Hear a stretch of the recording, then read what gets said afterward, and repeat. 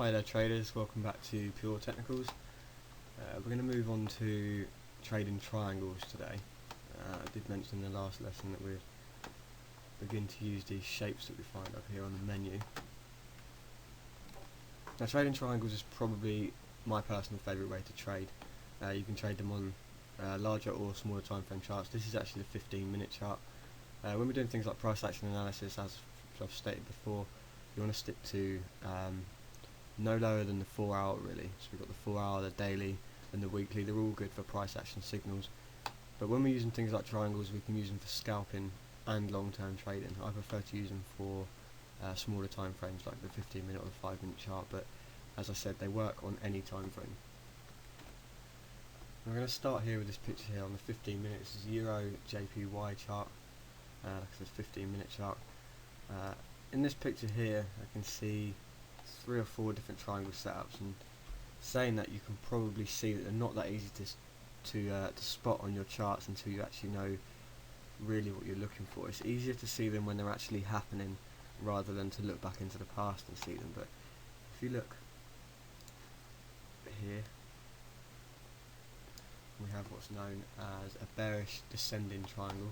That's a triangle with a descending roof but a flat floor.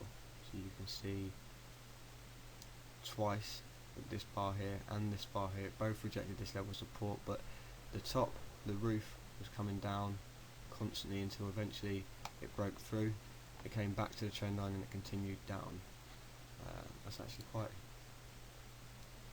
a big move. That's 75 pips. So it's a reasonably big move considering it's only a small time frame chart.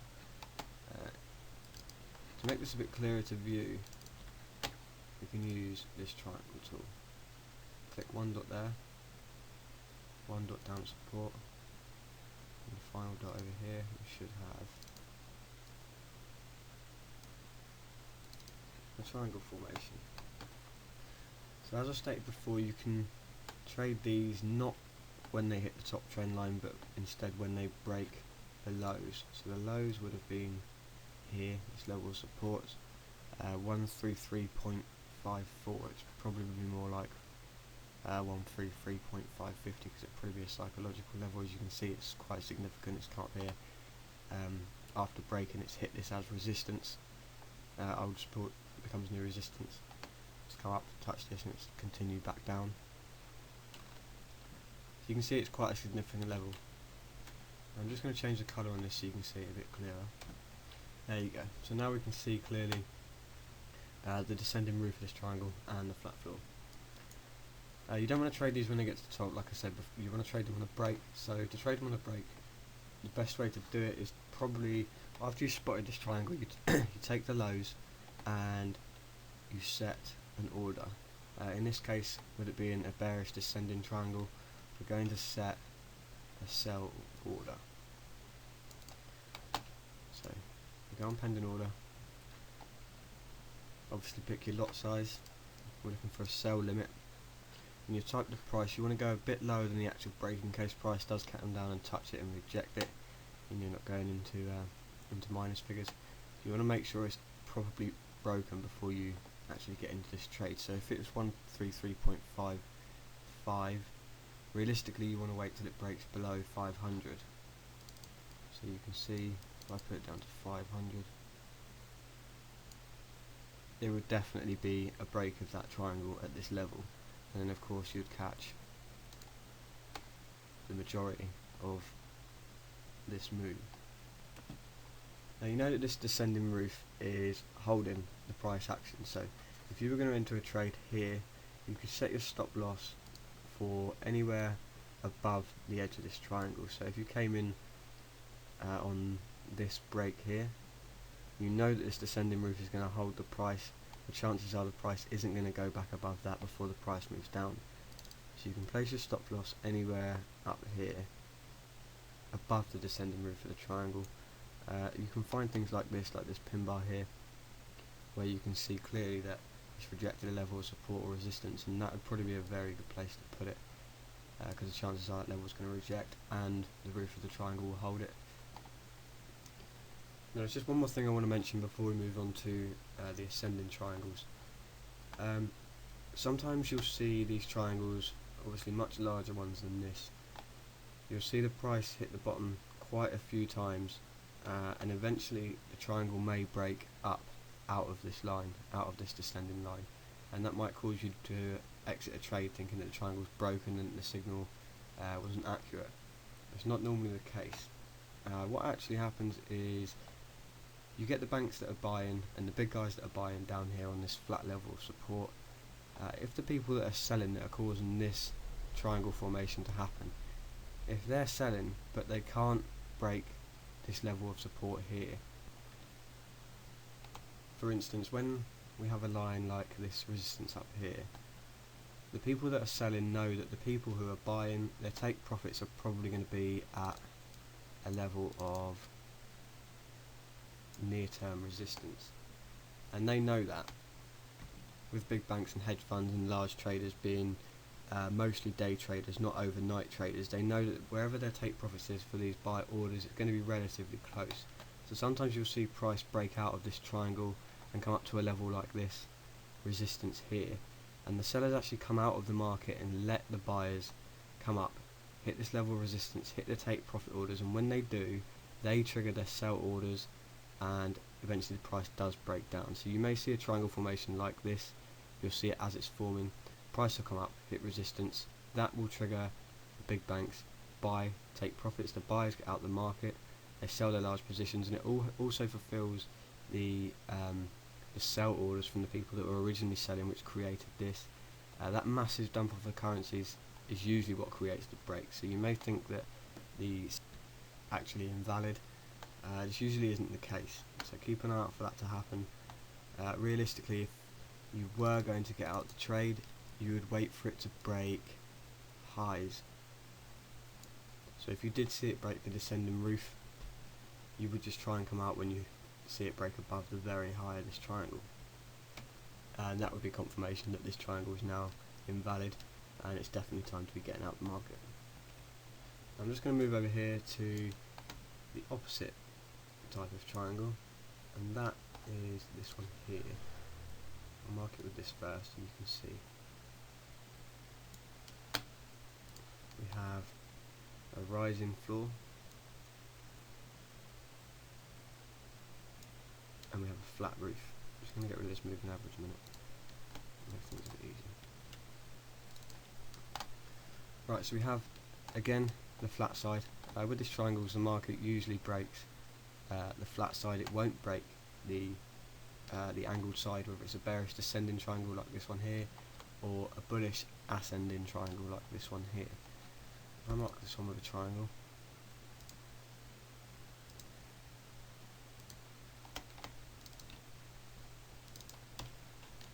And there we go.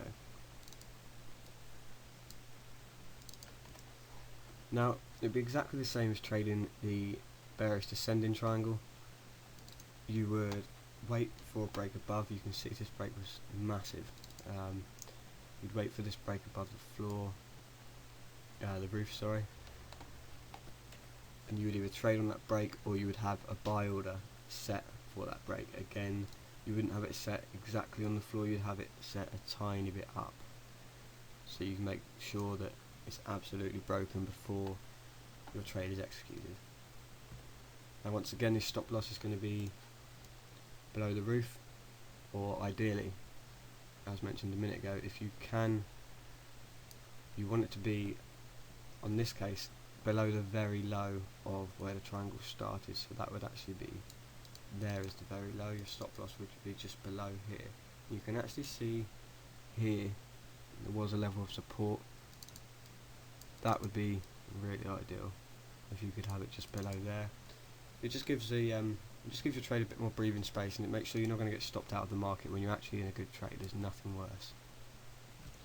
So that's bearish ascending triangles and bearish descending triangles and bullish ascending triangles. I'm going to now look on to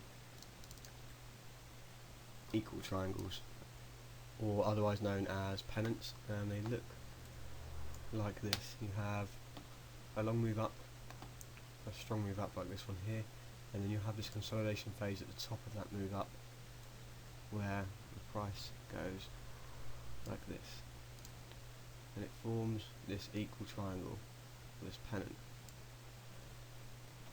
Now, the majority of the time they're classed as a continuation pattern, so when you see one of these in an uptrend, it's normally a good sign that the uptrend is going to continue. But as they're equal triangles, they could break either way, so you're going to be obviously biased to thinking that the price is going to move up because they are a continuation signal, but as I say, they could quite easily move down as well, depending on many things, depending on news, economic data, things like that. So it's always good to be careful and not trade one of these thinking that it's going to go up, wait for confirmation, and confirmation would be simply a break. So you can see here the very high as it touches again and touches again here, and then we get the break.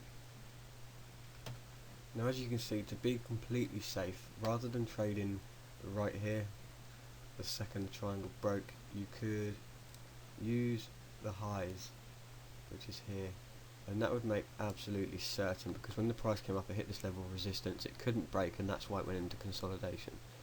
If you waited for that level to be broken, that's a pretty good signal that the price is going to continue up. So rather than trading down here on the break, you can set a buy order for here, and then you can see the market go straight up through,